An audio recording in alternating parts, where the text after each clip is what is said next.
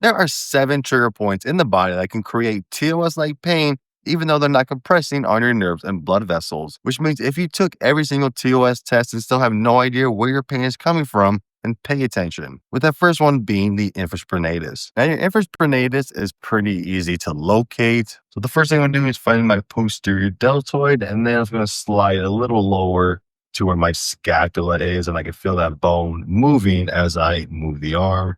Now, once I locate my scapula, I can easily just start looking for the most tender spot and just press into it with my massage cane. Of course, this works just as easy, probably a little more effective if you're using a 5-inch ball up against the wall and pressing up against it with your body. Now, up next is another rotator cuff muscle that's a little trickier to get into. But before I show you that trick, I just want to let you know that all these techniques and so much more can be found in my brand new program for thoracic outlet syndrome. If you want to check it out, head over to nervefaceblueprint.com or just click on the link in the description below. Now, that other tricky muscle to get into is going to be your supraspinatus. Now, just like how your infraspinatus is located right on your scapula, this one is actually located right above it, but because of this small little shift, it's actually located a little more underneath the upper traps versus the delts. So in order to access this, we have to get through that thick upper traps.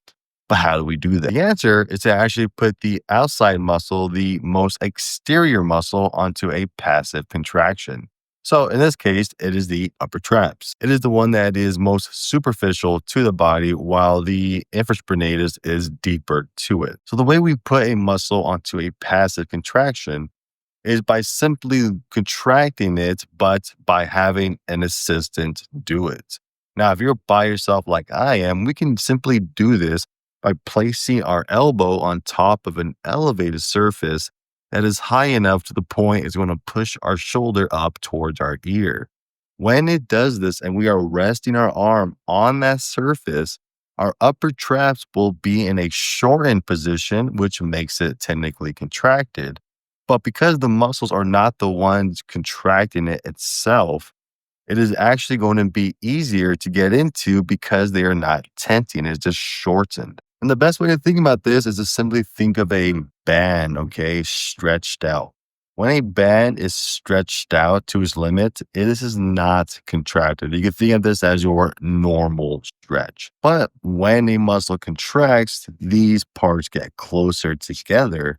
But when you are doing it, your nervous system's doing it, these muscles are also getting tense and stronger, making it hard to get through. But if we do this as a passive contraction, then that means the muscles still shorten, but the nervous system is not activated, which means the muscle fibers are not firing, and we can get easier access deeper into the muscle.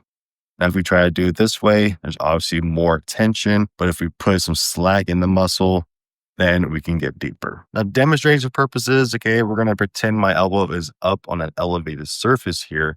And all I'm going to do now is simply use my hand to basically find that triangle in your shoulder, which you should see with the anatomy popping up. We're looking for that triangle, and then we're just going to go straight into that corner, straight down, in order to locate our supraspinatus. And once you're on that muscle, you can work on it with some micro movements or even a simple pin and stretch technique. Now, another muscle we need to work on is going to be the pec major. The pec major trigger points are actually pretty easy to locate. There are a lot of them, but there's a few main ones that I can almost guarantee you probably have. And here's what's cool, right? When it comes to anatomy, with ourselves, our hands, our feet, and all that is usually proportionate to our own body, meaning we can actually use our hands as a measurement tool in order to locate these trigger points specifically.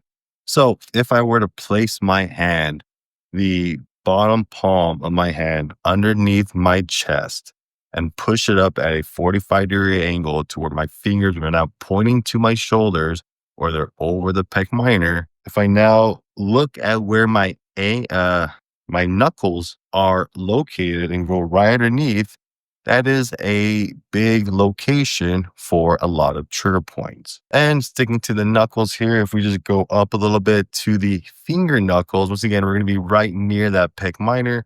but we're also going to be near a lot of trigger points, especially near the pinky finger. So as we get lower towards the center of the pec major, you're going to find more trigger points, especially near that knuckle in the pinky, especially when you do it this way. The next up is going to be your latissimus dorsi. That is your giant back muscle. It is the only muscle, FYI, to attach the upper body to the lower body. And we're also going to be working on the serratus anterior because trigger points for both of them are pretty much in identical spots. So that means we get to target two muscles for the price of one. In order to locate these trigger points, we're going to pretty much have to go underneath the armpit where the lats insert into the humerus. But right there is also right where the serratus and the lats kind of overlap and meet.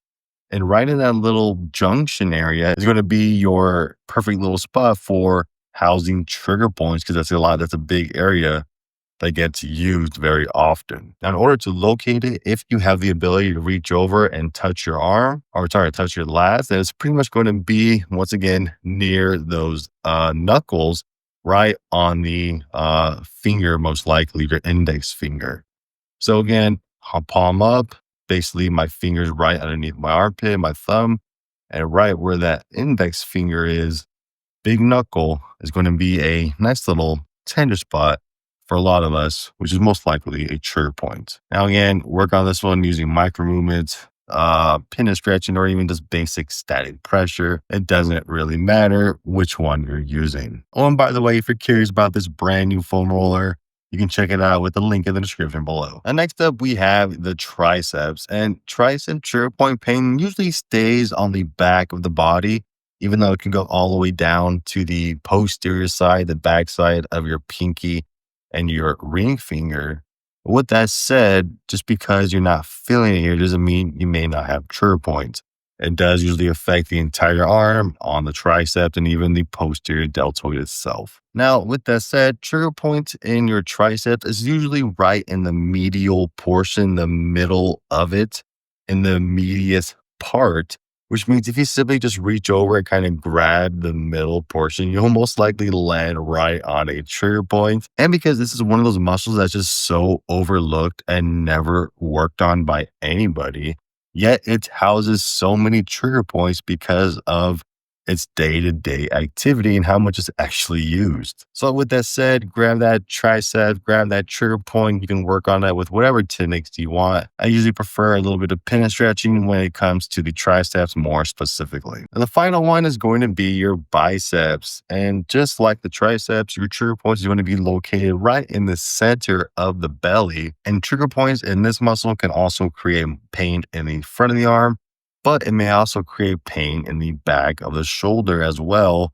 located near that infraspinatus. Now, just like the triceps, how you basically apply the pressure straight down on your massage tool, we're pretty much doing the same thing here, except now we're going to use our own strength, our own manual pressure to apply it to the bicep itself. All right, that's it for your TOS trigger points. If you found any, let me know in the comment section. And of course, don't forget, you can find all this and more by heading over to nerfixblueprint.com or click on the link in the description below. If you're not ready for that though, make sure to watch this video popping up to keep getting rid of those trigger points or even start those exercises.